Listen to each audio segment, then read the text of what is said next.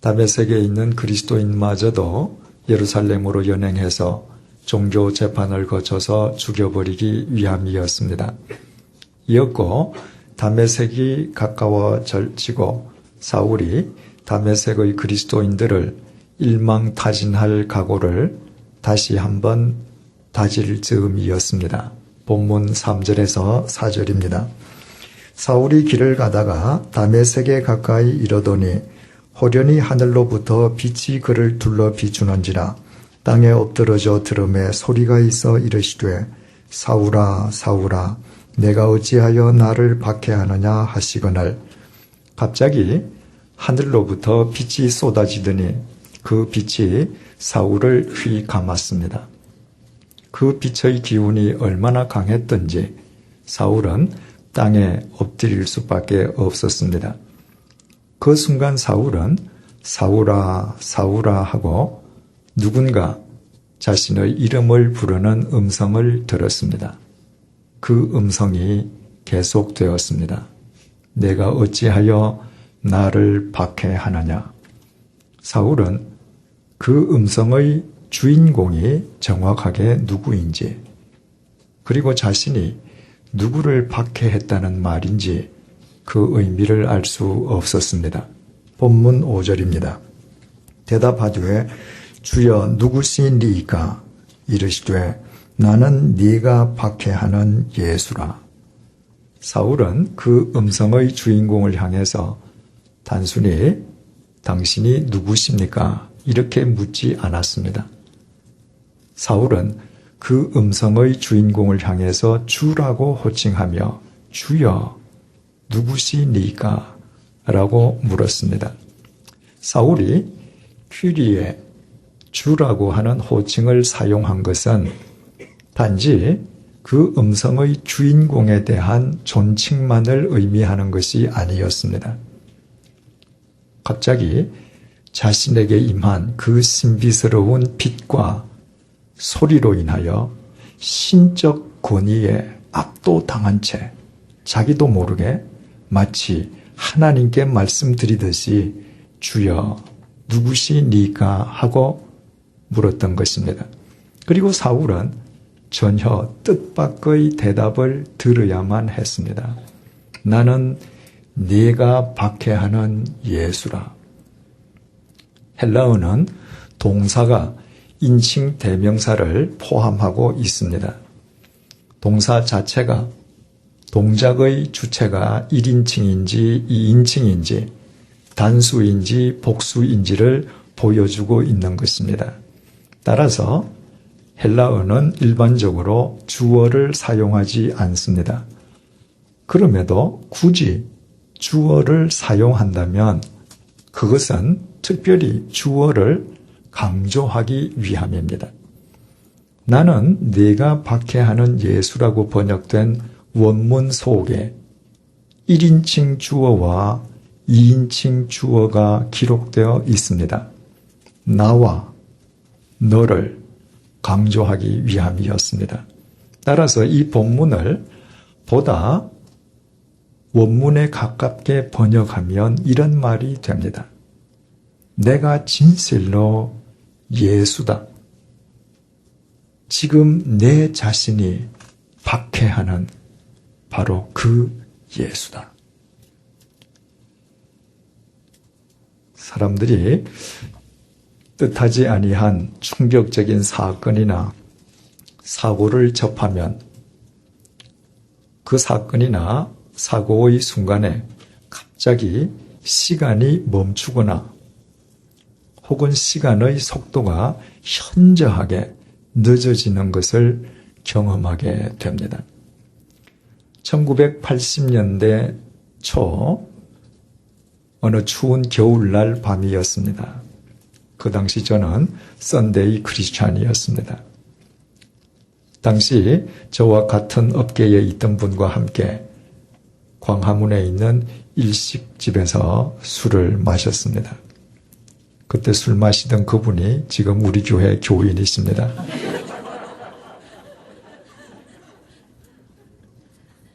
얼마나 신비스럽습니까? 그날 밤에 술이 취한 채로 제가 제 차를 몰고 귀가하다가 그만 교통사고를 내었습니다. 그 전날 내린 폭설로 인해서 길이 빙판길로 얼어붙어 있는 곳을 지나다가 자동차가 미끄러지면서 근처 아파트 담벼락과 부딪힌 것입니다. 얼마나 세게 부딪혔던지 아파트 담벼락 일부가 무너져 내렸고 제 자동차는 180도 선회한 다음에야 멈추어 섰습니다. 빙판길에 미끄러진 자동차가 제 통제력을 벗어나서 아파트 담벼락에 가서 부딪힐 때까지 걸린 시간은 길어야 2초 남짓입니다. 그런데 그 2초가 평소 같으면 눈 깜짝할 사이에 지나지 않는 그 2초가 그날 그 사고의 현장에서 얼마나 길게 느껴졌는지 모릅니다. 자동차가 미끄러지기 시작하면서 담벼락에 부딪힐 때까지 마치 세상에서 가장 늦은 슬로우 비디오처럼 담벼락이 천천히 제게 다가왔습니다. 그 담벼락을 보면서 부딪히면 내가 죽을 수도 있겠구나 라는 생각과 함께 지난 세월에 대한 온갖 영상과 상념들이 제 머리를 주마등처럼 스쳐 지나갔습니다. 25년이 지난 오늘 그날 밤을 되돌아보더라도 어떻게 그 짧은 2초 동안에 그 많은 영상과 생각들이 제 머릿속을 스쳐 지나갈 수 있었는지 신비스럽게 여겨지기만 합니다. 본문 속의 사울 역시 마찬가지였을 것입니다. 나는 내가 박해하는 예수라는 주님의 말씀을 듣는 순간 사울의 시간은 멈추어 버리고 말았을 것입니다. 자신에게 임한 그 음성이 예수님의 음성이라고 하는 것은 사울의 일생에서 가장 크나큰 충격이었기 때문입니다. 더욱이 예수님께서 말씀하시기를 나는 내가 박해하는 예수라고 말씀하셨습니다. 사울은 예수님께서 이 땅에 계시는 동안에 단 한 번도 예수님을 직접 만난 적이 없었습니다. 예수님을 직접 만난 적이 없었으니 예수님을 박해했을 리도 만무합니다. 그런데도 예수님께서는 사울에게 내가 어찌하여 나를 박해하느냐? 나는 내가 박해하는 예수라고 분명하게 말씀하셨습니다. 더욱이 박해하다는 의미의 헬라어 동사 디오코는 한 번 박해하고 끝나는 것을 의미하는 동사가 아니라 누군가를 집요하게 따라다니면서 괴롭히는 것을 의미하는 동사입니다. 예수님께서 사울에게 네가 나를 집요하게 박해했다고 말씀하셨던 것입니다. 십자가에 못 박혀 돌아가셨다는 예수님께서 살아계신다고 하는 것 자체도 사울에게는 큰 충격이었지만 그 예수님께서 예수님을 만난 적도 없는 사울에게 나는 내가 박해하는 예수라고 말씀하시는 것을 듣는 것은 사울에게는 더 큰 충격이었습니다. 그것은 마치 청천벽력과도 같았습니다. 그때의 충격이 얼마나 컸던지 그 말씀을 듣는 순간에 사울은 시력을 상실했고 그 이후에 사흘 동안이나 식음을 전폐할 정도였습니다. 그렇다면 예수님을 만난 적도 없는 사울에게 왜 예수님께서 나는 네가 박해하는 예수라고 말씀하셨겠습니까? 대체 사울의 무엇이 예수님에 대한 박해의 행위가 되었겠습니까?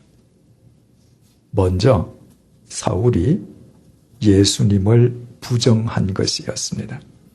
사울은 예수님의 그리스도 되심을, 예수님의 구원자 되심을, 예수님의 성자 하나님 되심을 철저하게 부정했던 사람입니다. 바로 그것이 사울의 주님에 대한 첫 번째 박해였습니다. 제가 책에도 썼습니다마는 천주교 신자인 소설가 박완서 선생님이 이런 글을 썼습니다. 그리스도인들은 더 이상 하나님을 살해해서는 안 된다. 얼마나 의미심장한 말인지 모르겠습니다. 하나님을 믿는 그리스도인이 아무도 보지 않는 곳에서 아무도 보지 않는다고 해서 하나님의 말씀을 어기고 죄를 범했다고 가정하십시다. 그것은 그 사람이 아무도 보지 않는다고 해서 그곳에 하나님마저도 계시지 않는다고 생각했기 때문입니다. 바꾸어 말씀드리면 하나님을 믿는다는 그 사람이 그날 그 시간 그 현장에 임해 계시는 하나님을 자기 마음속으로 죽여버렸기 때문입니다. 그렇지 않고서야 하나님을 믿는 사람들이 사람이 보지 않는다고 죄를 지을 수는 없습니다. 사울이 예수님을 철저하게 부정했다고 하는 것은 자기 삶의 현장에 임해 계시는 주님을 살해해버린 것을 의미합니다. 그러므로 사울이 예수님 생전에 예수님을 직접 만난 적이 있느냐 없느냐는 전혀 중요하지 않았습니다. 마음속으로 예수님을 살해하고 살아가는 그는 이미 예수님에 대한 박해자였습니다. 잊지 마십시오. 우리가 주일날 예배당에서 아무리 신령과 진정으로 예배 드린다 할지라도 예배당 밖 주중 삶의 현장 속에서 그곳에 임해 계시는 주님을 인식하고 살아가지 않는다면 결과적으로 우리는 주님을 박해하는 사람들입니다. 내 삶의 현장에 임해 계시는 주님을 인식하지 않는다는 것은 내 마음으로 주님을 살해했음을 의미하는 것이요. 주님을 살해한 사람이 삶의 현장에서 주님의 말씀을 쫓아 살리는 만무합니다.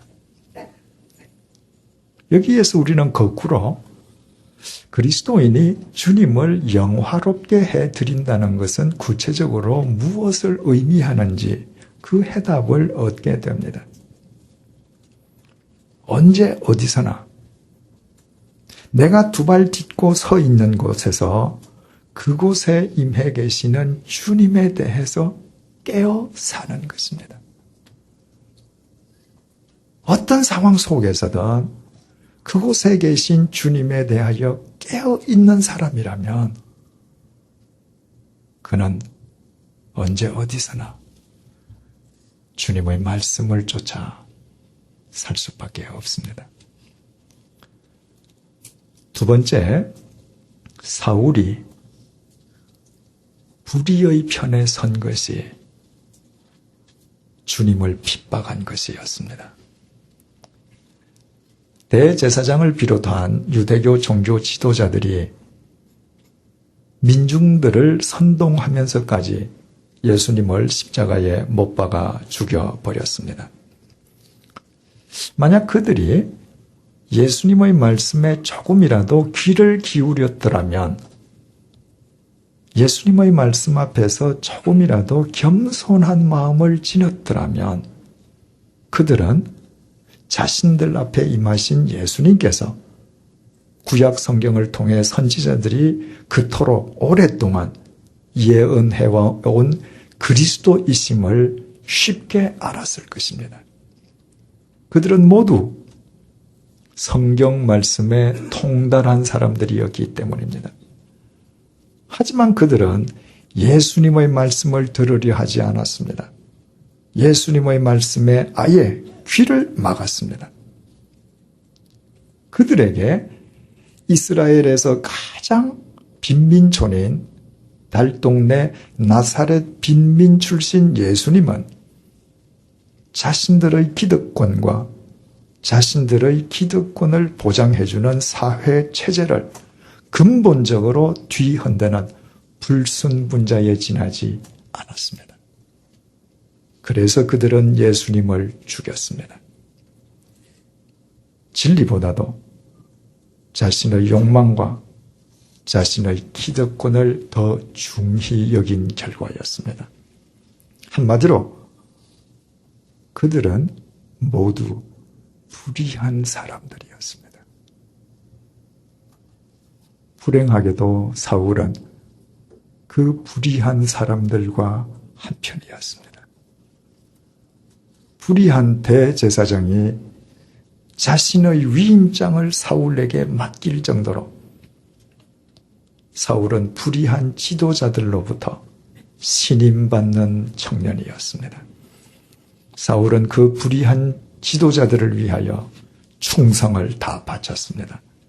그것이 불의한 그 집단 속에서 자신이 가장 확실하게 출세하고 성공할 수 있는 길이었기 때문입니다.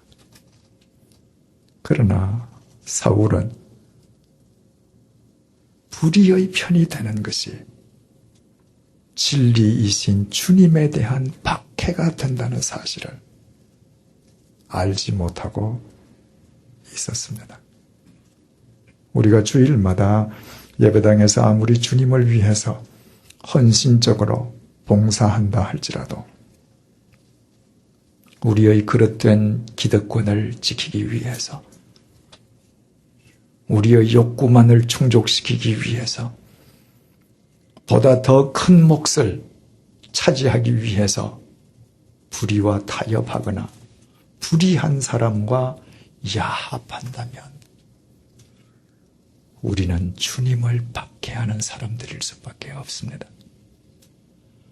불의와 야합한다는 것은 진리를 유린하는 것을 의미하고 그때의 진리는 예수 그리스도이시기 때문입니다.